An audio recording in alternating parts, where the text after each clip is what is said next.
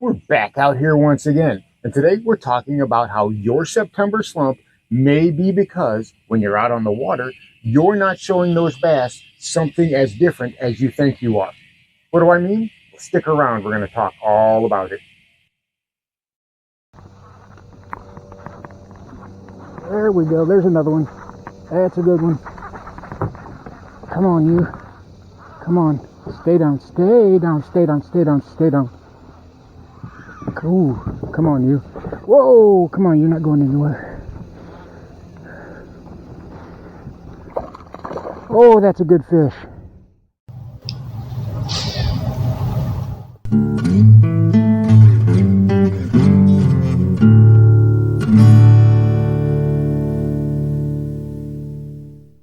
And here is this video's featured comment.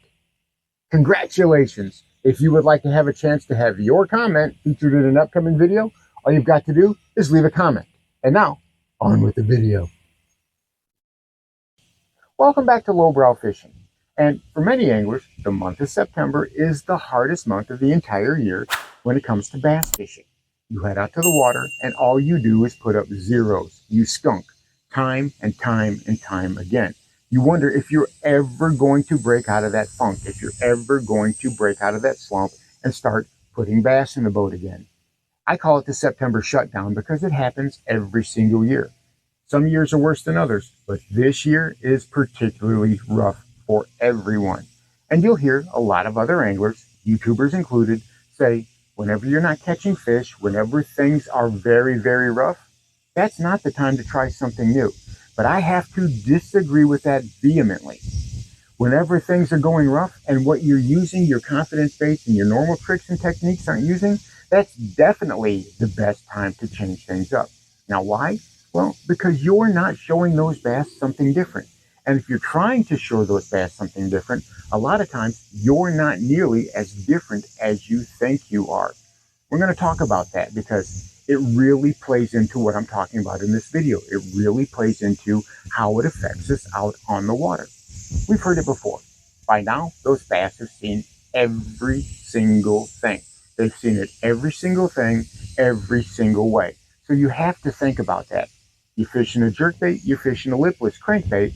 To the bass, those might as well be the same exact thing. Now, you're saying lowbrow, a jerkbait and a lipless crank are nowhere near the same. But to a bass, they are, because they're both noisy, they're both making a bunch of rattles, they're loud, they're all over the place, and they don't reflect what those bass are actually feeding on. You may be able to get a few reaction strikes, but those are going to be fewer and fewer as the month of September goes along. The best thing to do is take those baits and see just how drastically you can alter not only where you're fishing it, but how you're fishing it. Case in point, this little fella right here. And I know what you're saying. You're saying lowbrow, that's just the same KVD 2.5 square bill you're always showing. Yes, not different, right? But I'm fishing this not just in different ways, but in different places. And again, this is that one that doesn't have the rattles in it. It's very quiet under the water compared to a lot of the baits that other anglers are using. Obviously, that hardware is still making a good bit of noise under the water, but for the most part, this is a lot more silent presentation. It's a lot more subtle presentation than what those bass they're used to seeing right now. So what am I doing to fish it differently? Well, I'm not burning it. That's the first thing I'm doing. You will hear all these other guys tell you, man, burn that thing. Fly that handle off of that crank, man. Just burn it. Wear your arm out. Burn, burn, burn. Make that dude come screaming across the water because you're not going to outrun a bass. And then you kill it. And then you burn it again, and then you kill it. And those bass will annihilate it. Sure. Unless, of course, that's exactly what everybody on the water is doing. I'm throwing a square bill. Well, let's contour the bank and let's burn it. Let's burn it so hard that I wear my arm out doing it. And at the end of the day, I've got a skunk in the boat and a sore arm because everyone is doing that. I'm fishing these completely differently. I'm actually fishing these fairly slow. Now I'm fishing it erratically, but it's not burn 1, 2, 3, 4 stop, 1, 2, 3, 4 stop. No, it's 1 stop, 1, 2, 3 stop, 1, 2, 17 stop. You know, I'm being as different as I can, but I'm also going very slow, especially for fishing a square bill. And I'm not necessarily looking to contour deep banks. I'm not necessarily looking to pull it out into deeper water. I'm actually fishing right near grass, and I'm actually fishing it right near timber and laydowns, and I'm working it in those areas that you wouldn't think you want to work a square bill. And I'm telling you what, it worked great just the other day out on the big lake.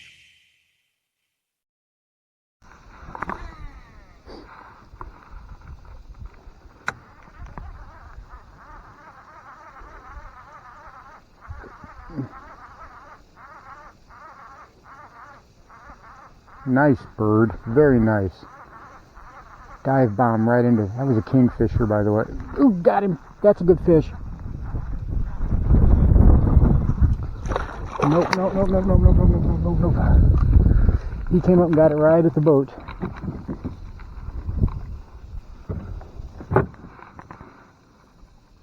And he T-boned that thing too. He T-boned it. Thank you so much. Appreciate that, buddy. Really appreciate it. Thank you. You have yourself a great one. And are you kidding me? That's new.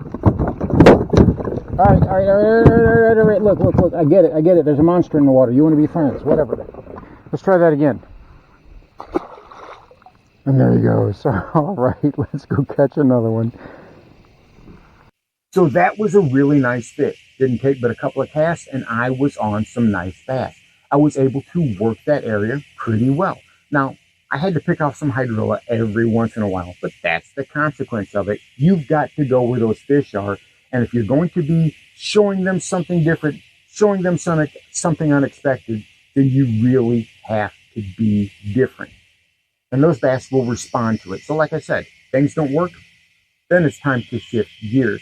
Now, the other thing about this fall transition, and this is something that I really, really like, is those areas will repopulate. I caught bass in that area right there near the bank. There was a laydown that those bass traditionally on their migration routes, that's where they hold up on. I knew that because year in and year out, it's a reliable place this time of year, and I used that past history to my advantage. Now, past history is not going to be the end-all be-all, but it makes a great starting point, and that's what I did. I worked it in that area, and sure enough, I was able to pull a couple of nice bass out of the water. Great day already. That meant no skunk in the boat. But I was able to move on and follow the bass down farther on their migration trail, and I began to work something like this. Obviously, this is just a little fluke junior. This is what I've been talking about, and everybody's working these. So I played with the presentation. I started going weightless, and a little fluke junior can be an amazing, can be an exceptional presentation. I just took my 1-aught hook and I just rigged it on there just like that, flipped it up and around, standard Texas rig like you would see, and I like to use a smaller hook to do that with. And there it is, you want to get it as straight as you can. But the thing that I was noticing is those bass, they weren't really keying off on it. Something wasn't quite right. So I decided I wanted to play with the fall rate because fall rate is important. So I took a 1/16 ounce nail weight and I put it in there. Again, those bass were not interested. I got a couple of sniffs, but that was about it.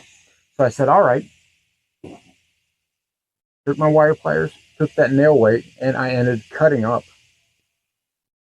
that nail weight to where I just had that first small segment. And I put that in this fluke. And I did it in such a way where I like to always put it where I'm thinking about skipping the bait. So I like to put it from the hook toward the head. And that's what I did, is I put that nail weight in there from the hook toward the head. I can get it to cooperate with me without poking myself with the hook a million times. And then once you get it in there and you get it straight like that, and the reason why I like to put it like that is because I'm going to skip. And if you turn the weight around and you've got the ridge on the backside, that will actually grab water more than you think, and it inhibits the skipping action, and eventually it actually pulls that nail weight out of the plastic and you'll use it. So that's why I do it like that, because if you fish in the big lake, then you're going to be skipping. Put that little hunk of nail weight on there, just, clip that little piece off, and that was the thing that I needed. That's exactly what it took to make those bass react to what I was throwing. And again, it didn't take long for those bass to show interest, well, this was the result.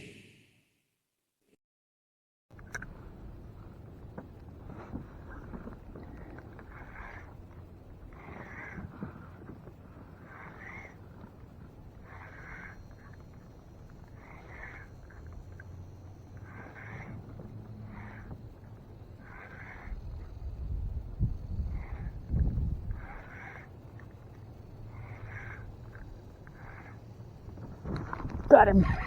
Oh, that's a nice one.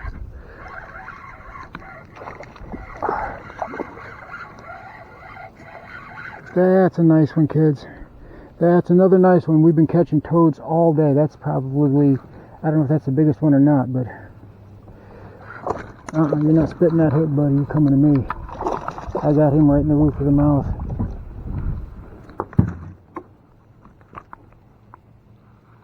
I got you right in the roof of the mouth, and that was on that little Fluke Junior. Biggest bass of the day. Oh yeah. That's another 2+ pounder. That's another nice little donkey donk. That's another nice little donkey donk. Mrs. Lowbrow is going to be so unhappy with me. Come on, here's the thing.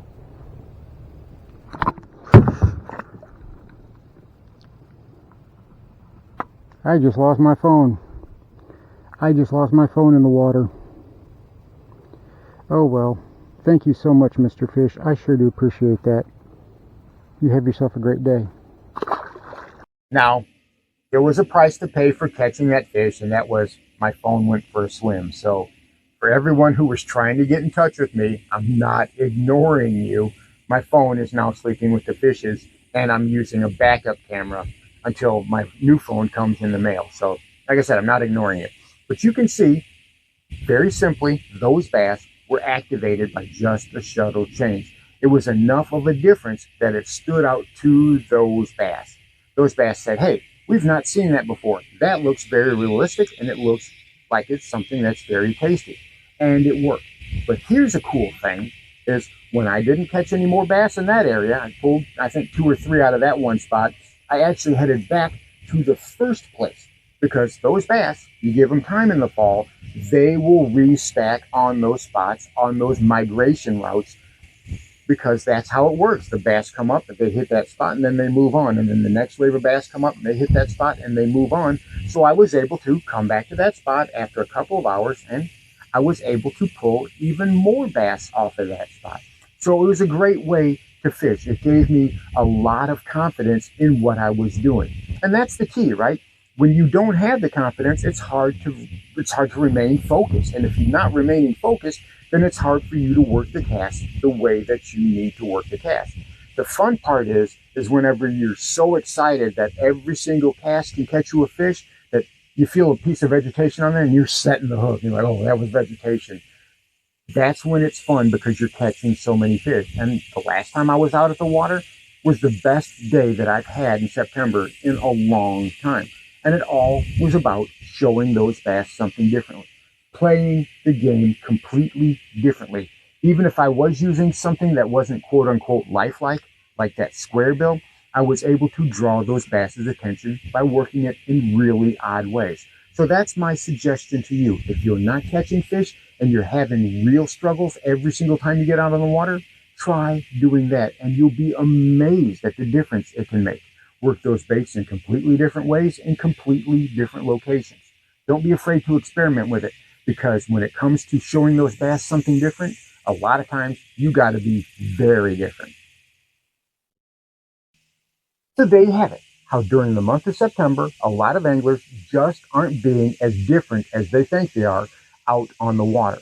Whether it comes to bait selection, how you're working it, or where you're working it, try to be as different as you can, because those bass literally have seen everything.